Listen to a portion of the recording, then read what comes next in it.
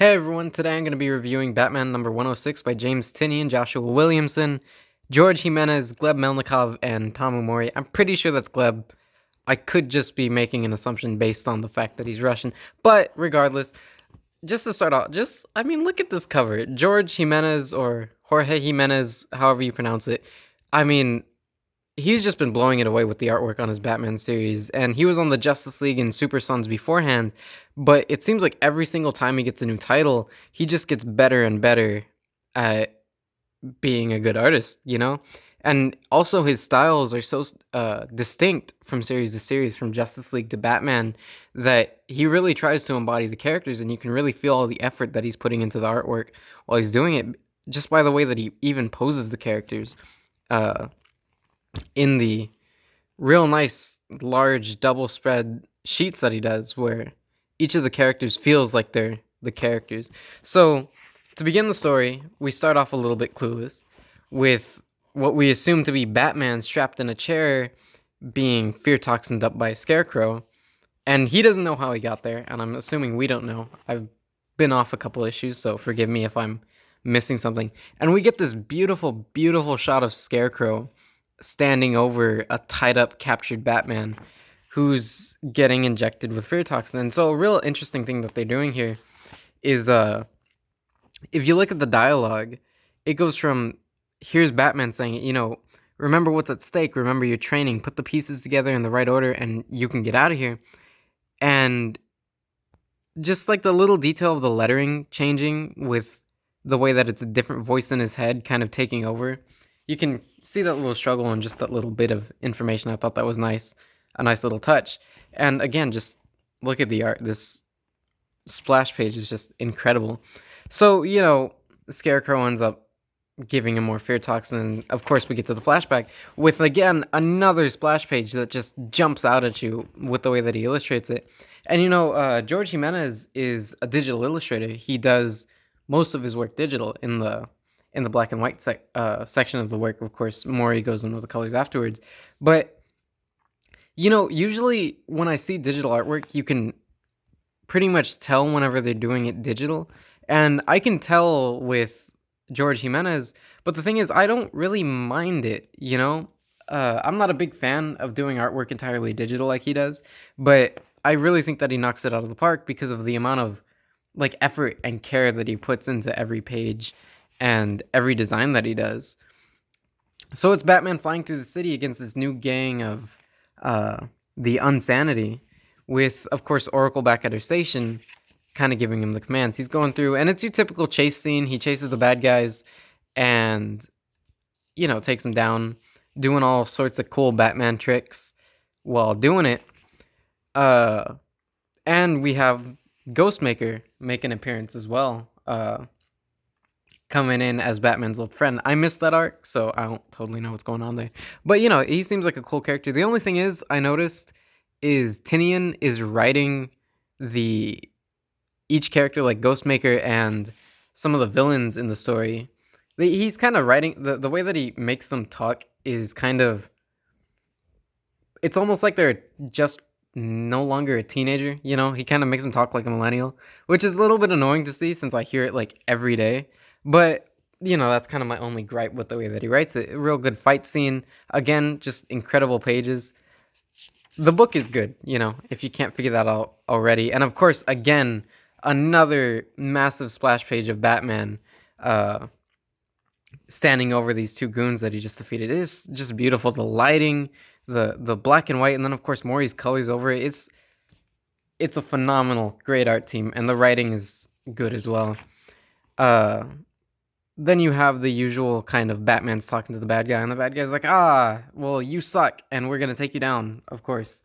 But who knows if they will. They race back to the house, and Harley Quinn shows up a little bit too late to get any action, which I've really been liking what Tynion's been doing with Harley Quinn, since usually her character is just LOL so random, but he's actually making a character out of her here, so really good stuff with her, but you don't really see her in this issue. So, skipping over a couple of things, Batman's back in the city. People don't like it. He's talking to Ghostmaker. They have this nice boxing fight. nice, decent choreography. Only, the only thing about it is they're talking in like these paragraphs. And so all of this is said in the time that it takes him to hit Batman in the face. And all of this is said in the time that Batman takes to jab Ghostmaker. So either these guys are really fast talkers or they're really slow punchers, which maybe they're fast talkers. We'll give them that because they're Batman and Ghostmaker, right? So to go on, oh, yeah, that's kind of the end of it. Aside from the Saint guy. Sorry, I'm telling you, I don't script these. I actually skipped over that. So there's a new guy in Gotham. Where is he? He's running some Saint corporation, and he's gonna introduce a whole new police force for the police force. He goes on this whole monologue. I used to live here, then I went to Silicon Valley, and now I'm back. Batman sucks, I can do better. Your police force sucks, I can do better. And good design, good everything. Everything's good. I mean, what more can I say, right? The mayor is watching over Gotham, and of course you have the Scarecrow as a little omen towards the mayor. I mean, it's just all in all good. You get this teaser for Detective Comics with Damian Wayne going back to meet his mother, and at the end you get the cliffhanger. It's like, oh no, she died. They killed Talia al Ghul. Oh no. Yeah, they're not going to do that. So yeah, I mean, all in all, as you can tell, I really enjoyed the issue. The writing is great. The artwork is phenomenal. And you can tell that James Tynion and Jorge Jimenez really care about the book just by the way they illustrate it. And, just to prove it a little bit, right, you get these little interviews about him. And let's read what Jimenez says. He says, when you design characters for Batman, you realize how important the series is in the comics industry. Every day I'm taking new notes and seeing many references, and I want all these designs to feel fresh and that my style is noticed in each of them. And so just little comments like that on a title like Batman is what I feel was really missing from Tom King's Batman run, is having a writer and an artist care about the characters as much as these two do and put as much effort into it. Because with Tom King, you had like 10 artists over the course of that run, and none of them did any consistent work on it. You'd have them be on an issue, maybe 3 issues, then maybe 2 here and there every other issue. There was really no consistency aside from Clay Mann, who would usually take over entire arcs. Granted, they're short ones, but, arcs in general. And the art team would just flip-flop, so it would always feel like you're reading a different story. And of course, the way that Tom King took the characters was just really, really not fun, and it didn't make sense towards the end. So whenever you have Tynion and Jimenez on this book, it's a really good book, and the artwork is just absolutely incredible.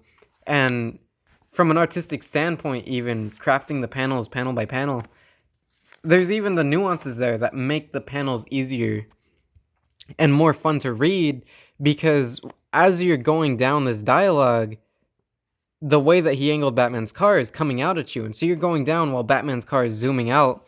And, little touches like that in the paneling just make it all the better comic book to read. So yeah, highly recommend it. Go get it. If not for the artwork alone, the story as well is a really good story. It's setting up for what seems to be a pretty interesting arc. And aside from that, yeah, I mean, that's all I have to say. Really good book. And Tynion is doing a really good job at Batman, really taking up where Tom King left off.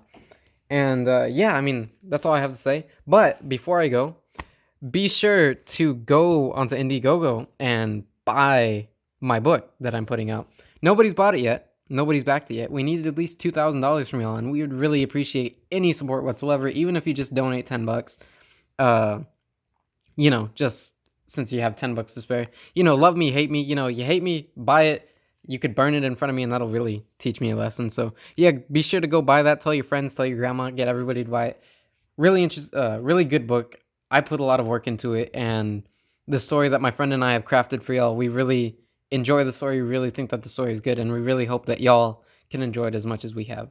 So yeah, be sure to buy that.